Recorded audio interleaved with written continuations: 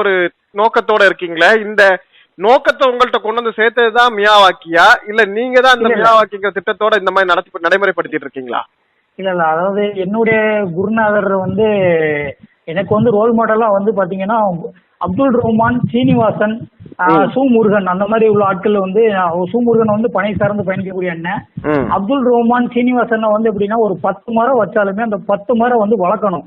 அதாவது வச்சது மாத்திரம் வேலை இல்லை, அதை மரமாக்குறதுக்காண்டி அதனால நான் கிட்டத்தட்ட நான் ஒரு தனிப்பட்ட ஒரு 1000 மரம் வச்சிருப்பேன். அந்த 1000 மரமும் மரமா இருக்கிறதுக்கானதான் முயற்சி இது பண்ணுவேன். அந்த மரம் வச்சோம், அது பராமரிப்பு இல்லாம போயிட்டு அப்படி பட்டு போச்சு அப்படின்னு விட மாட்டோம். ஒரு மரம் வச்சாலும் அந்த மரம் மரமா ஆக்கணும்.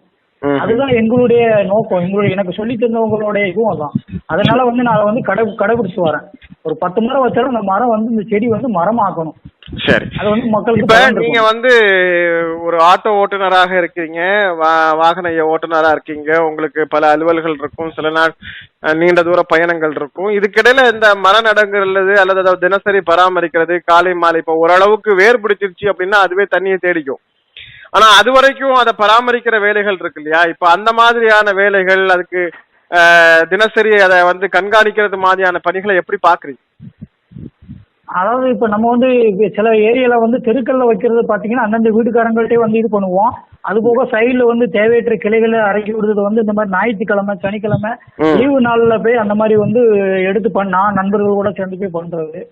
அப்புறம் மியாவாய்க்கு இதுக்குன்னு தனியா ஒரு நாள் ஒதுக்க வேண்டி இருக்கும். ஏன்னா